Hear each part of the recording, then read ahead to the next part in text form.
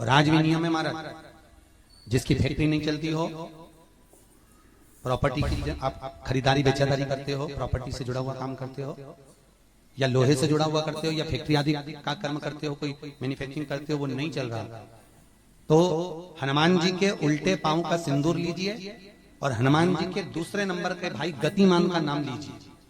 किसका नाम लेना है? गतिमान। गतिमान का नाम लेकर फैक्ट्री के बाहर या फैक्ट्री पर एक स्वस्तिक का निर्माण कर दीजिए, हनुमान जी के उल्टे पांव के सिंदूर और गतिमान का नाम लेकर।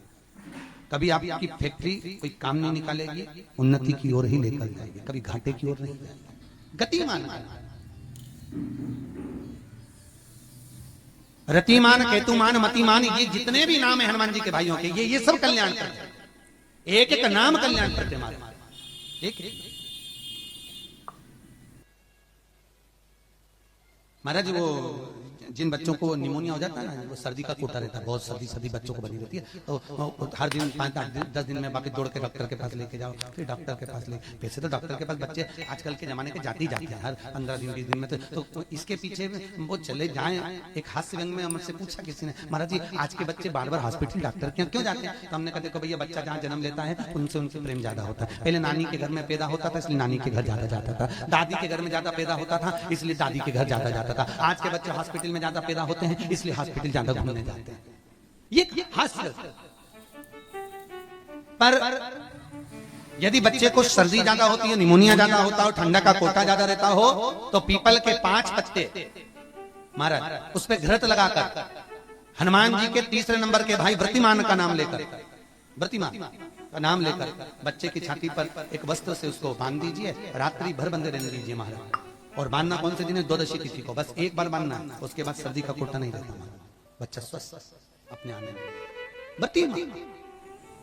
हनुमान जी महाराज के जितने भी भाई हैं सबका आनंद सुख चरणारविंद का। और कई लोग तो ऐसे हैं उनका आज तक हनुमान चालीसा पढ़ना नहीं है, आज तक कोई चालीसा, चाहे गायत्री चालीसा हो, लक्ष्मी चालीसा हो, शिव चालीसा हो, पढ़ना ही नहीं आती, बस बैठ गए भगवान के सामने और पढ़ लिया आसन लगा के। नहीं नहीं नहीं, चालीसा पढ़ने का भी एक नियम है। अगर कोई लक्ष्य लेकर पढ़ रहे हो तो उसका एक नियम है। पूरी जिंदगी पढ़ते रहोगे तो भगवान की प्राप्ति नहीं है, पर लक्ष्य लेकर अगर पढ़ा है आसन से, जिस भगवान की चालीसा पढ़ रहे हो उसकी मूर्ति या उसका फोटो आपके सामने होना चाहिए। एक घी का दिया, अगर हनुमान चालीसा पढ़ रहे हो तो या तो घी का दिया जलाओ, वो भी गाय के घी का हो, भैंस के घी का मत जलाना, हनुमान जी कभी प्रकट नहीं होंगे भैंस के घी से। घी का दिया लगाइए अगर चालीसा का पाठ कर रहे हो हनुमान जी का। और बहुत ज्यादा संकट है, बहुत ज्यादा परेशानी है, तो हनुमान चालीसा का पाठ करो तो तिल्ली के तेल का दिया लगाओ, काली तिल के तेल का दिया, तिल का तेल का दिया हनुमान जी के सामने आसन बिछाकर। बहुत तकलीफ है तो 3 पाठ प्रतिदिन करो, और एक आसन से जितने समय 9 बजे अगर आप बैठते हो पाठ करने तो 9 बजे ही बैठना है। 11 दिन तक प्रतिदिन 3 पाठ रोज करो। एक पानी का लोटा, कलश, तांबे का जल अर्थात तांबे का लोटा हो, स्टील का लोटा हो, तुम्हारे पास जो कलश हो उसमें जल भरकर, एक सिक्का उसमें पटक कर, एक लौंग पटक कर प्लेट से ढक कर रख दो, और प्रतिदिन बस टाइम पर बैठकर पाठ करो। 11 दिन पूर्ण होंगे, जिस कामना से आपने पाठ करा है बस वो सिक्का, वो लौंग कलश में से निकाल लो, जल का आचमन करो, और जिस काम के लिए करा है वो जल उस प्रयोग में ले लो। उस प्रयोग, किसी से बात करने जाना है तो वो जल पी कर जाइए, कोई से हाथ मिलाना है तो वो सिक्का, वो लौंग अपने हाथ में रखो, अपने साथ रखो। सुंदरकांड का पाठ घर में करवा रहे हैं और पंडित जी को फोन लगा कर कह रहे हैं सबको मजा आना चाहिए। अब तुम पाठ करा रहे हो कि अब हम बोले व्यासपीठ से अच्छा थोड़ी ना लगेगा। अब बोलो री जीजियो सही है कि गलत है, और जीजा तुम भी बोलो रे सही है कि गलत है। अब ऐसी बात हम कहें अच्छा लगे? सुंदरकांड का पाठ करा रहे हैं और पंडित जी को फोन लगा के कह रहे हैं सबको मजा आना चाहिए। महाराज हम तो बहुत सारे सुंदरकांड करने वाले थे, परंतु हमने तुम्हारा सुना था कि तुम सुंदरकांड में बहुत मजा ला देते हो, इसलिए हम तुमसे करा रहे हैं,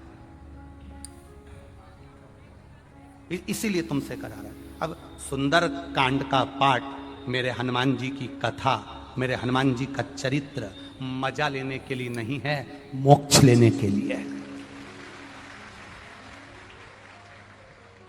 ये मजा करने का विषय नहीं है, ये मोक्ष पाने का विषय है।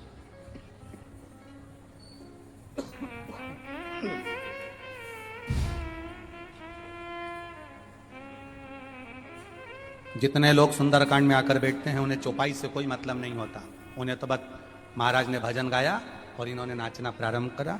जिस सुंदरकांड में लोग ज्यादा नाच लें समझ लो वो सुंदरकांड सफल हो गया।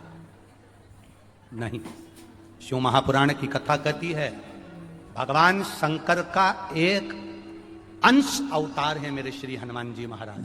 जब आप हनुमान जी के नाम का उच्चारण करें, जब आप हनुमान जी के नाम की भक्ति करें, तब जैसे हनुमान के हृदय में राम निरंतर दौड़ते रहते हैं, उस समय पर आपके भीतर राम नाम दौड़ना चाहिए, तो समझो कि हनुमान की भक्ति प्राप्त हो,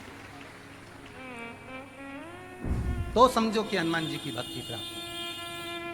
एंजॉय के लिए नहीं, मजे के लिए नहीं, भक्ति के लिए। कल आपको कथा में कहा था भीड़ बढ़ाने के लिए शिव पुराण में मत आना, कल भी कथा में कहा था और आज भी कराएं। भीड़ बढ़ाने के लिए शिव महापुराण में आने की जरूरत नहीं है। जिसको भीड़ बढ़ाने का शौक हो वहां चले जाओ। भीड़ बढ़ाने के लिए कभी शिव पुराण में मत आना, शिव पुराण में आओ तो भक्ति बढ़ाने के लिए आना कि मुझे शंकर का गुणगान करना है, मुझे भजन करना है, मुझे एक लोटा जल देवाधिदेव महादेव को चढ़ाना है, मुझे शिव तत्व को प्राप्त करना है, मुझे शंकर का गुणगान करना है। मैं शिव पुराण से सीख कर जाऊंगी तो एकांतेश्वर महादेव को अगर कुछ नहीं चढ़ाऊंगी, 5 पेड़ की पत्ती तोड़कर चढ़ा दूंगी तो मेरा एकांतेश्वर राजी हो जाएगा। यह सीखना है हम। और मेरा विश्वास कहता है जितने लोग आस्था चैनल पर कथा सुन रहे हैं, जितने फेसबुक पर कथा सुन रहे हैं और जितने छत्तीसगढ़ की इस भिलाई की इस पाटनगर की पावन भूमि पर कथा सुन रहे हैं, ये मेरा विश्वास कहता है जिन्होंने एकांतेश्वर महादेव की कथा को सुना है, कभी एकांत में शिवलिंग मिल गया ना, तो ये मेरा विश्वास कहता है कि वो पेड़ की पत्ती तोड़कर जरूर चढ़ा कर आएगा, क्योंकि एकांतेश्वर से मुलाकात होगी। कथा में जाओ तो कुछ सीख कर जाओ, कुछ प्राप्त कर कर जाओ।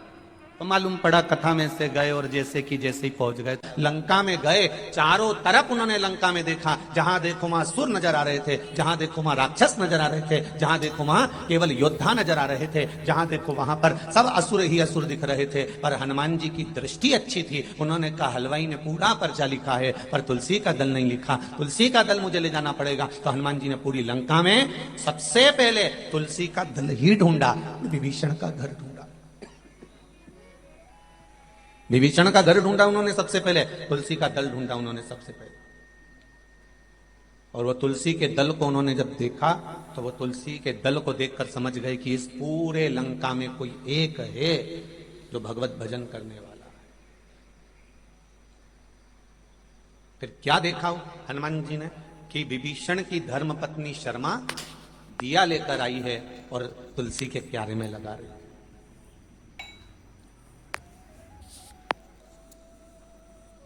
जब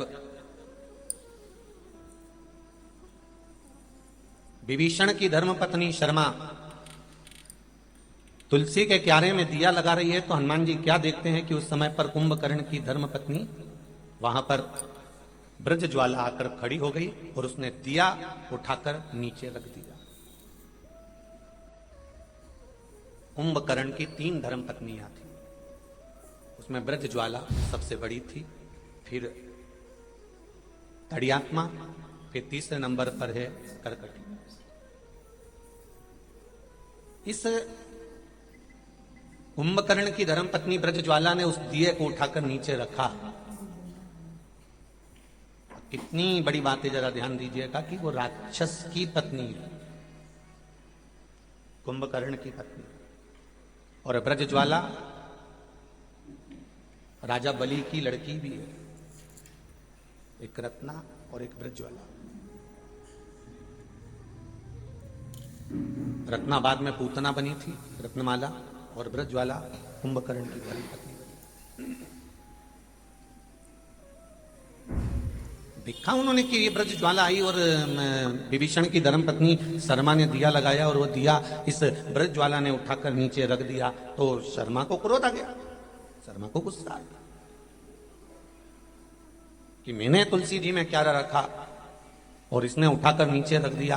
थोड़ा सा क्रोध आएगा जब आप गलत कर रहे हो और गलत करने वाले व्यक्ति को अगर थोड़ा सा सुधारा जाएगा, गलत करने वाले को थोड़ा सा संवारा जाएगा, गलत जगह से अच्छी जगह पर लाया जाएगा, तो थोड़ा ना थोड़ा क्रोध तो आएगा, उसको कोई नकारा नहीं जा सकता।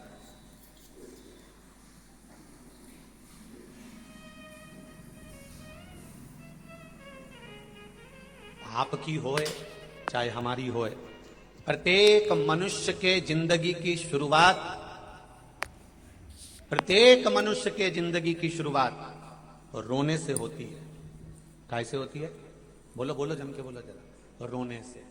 माता के गर्भ से बाहर निकले और रोना चालू कर दिया। प्रत्येक मनुष्य के जिंदगी की शुरुआत, चाहे साधु, सन्यासी, तपस्वी, साधक, उपासक, महात्मा, ब्राह्मण, क्षत्रिय, वैश्य, शूद्र, संसार का जो मानव है, जो संपूर्ण मानव जगत है, इस मनुष्य की शुरुआत रोने से होती है। जब माता के गर्भ से पैदा होता है तो सबसे पहले रोता है। अगर नहीं रोएगा तो डॉक्टर सिस्टर उसको धप मार के चिमटा खोड़ के रुलाएंगे, क्योंकि रोएगा तो स्वस्थ रहेगा, तो उसको रुलाया जाता है। प्रत्येक मनुष्य की जिंदगी की शुरुआत रोने से होती है। प्रत्येक मनुष्य का जीवन रोने से चालू होता है। जब परमात्मा ने ये लिख कर भेजा है कि तेरे जन्म पर तू रोएगा, तो फिर दुख आए तो टेंशन क्या लेना कि जरा जरा सी बात में रोना। क्योंकि हम ये जान जाए कि जिंदगी की शुरुआत रोने से हुई है, तो थोड़े बहुत दुख से हमें रोना नहीं आना चाहिए, क्योंकि हमारी शुरुआत ही दुख से और रोने से प्रारंभ हुई है। तो क्या टेंशन, क्या